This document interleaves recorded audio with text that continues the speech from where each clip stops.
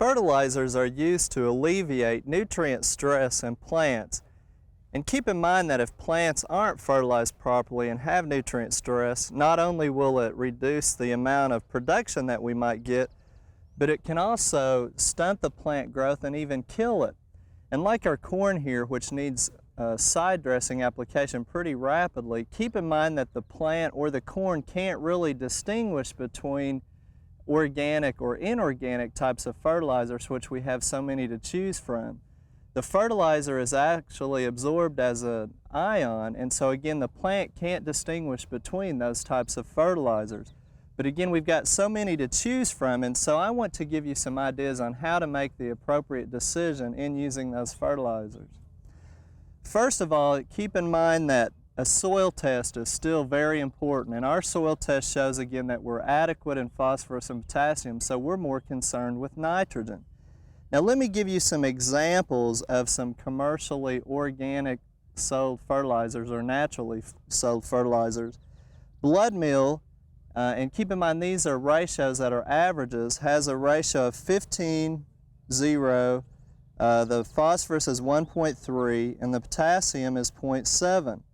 Compost is 2.5 with phosphorus of 0.75 and potassium 1.5. Then you can see the numbers for fish emulsion and wood ashes. Now if we were trying to match up a natural or organic fertilizer with our needs, we really need something more with just nitrogen, such as the fish emulsion, which has 5%.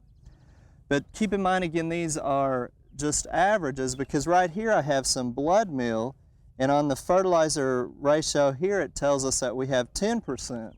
So again, depending on the brand or trade name, you're going to see a lot of variation. Now, I've also got a very commonly sold organic fertilizer, and this is cow manure, and the ratio is 2% nitrogen, 1% phosphorus, and 2% potassium. Now, you really need to follow the directions on these to know how much to apply, but keep in mind sometimes you don't get very good instructions on the particular brand, and with so many to choose from, there's a recipe that you can fall back on or a formula. And we always talk about using 1 pound of actual nitrogen per 1,000 square feet.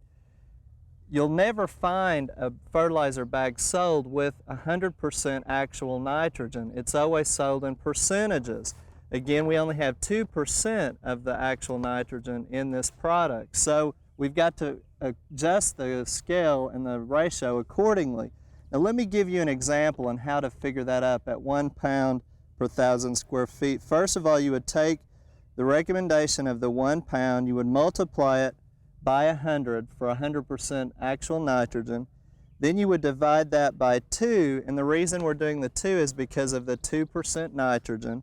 And that gives you a rating of 50 pounds of the cow manure per 1,000 square feet. Now what I want to tell you is though that in most organic fertilizers we recommend that you cut that rate in half, so you'd really be putting on 25 pounds. And the reason for that is most organic fertilizers are so low in nitrogen that to get the actual ratio up there at the recommendation, you're going to be putting on truckloads in some cases if it's like 0.5% nitrogen. So that's one of the things to keep in mind about organic fertilizers.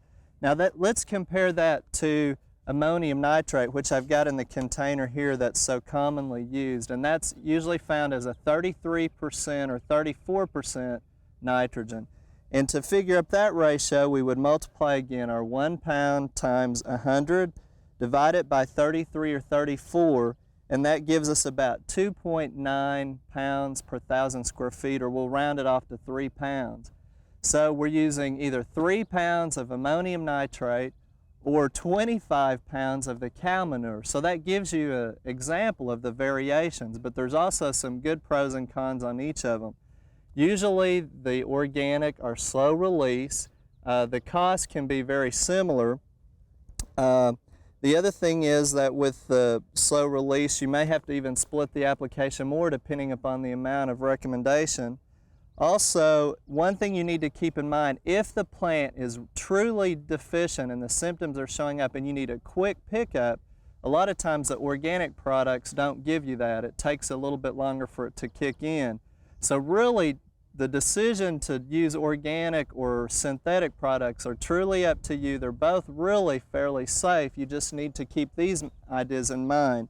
Base your fertilizer choice on your soil test needs, your actual cost of nitrogen per pound, the rate of release, how quickly, and really slow release products like organic are truly better in the long run unless you have that nutrient deficiency like we talked about.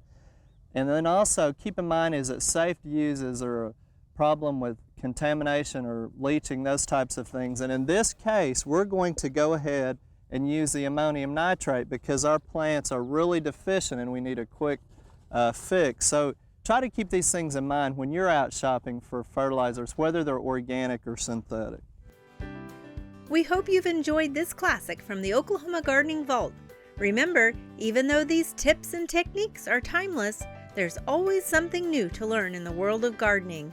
By subscribing to both Oklahoma Gardening and OK Gardening Classics, you'll have access to a wealth of gardening knowledge, both classic and contemporary.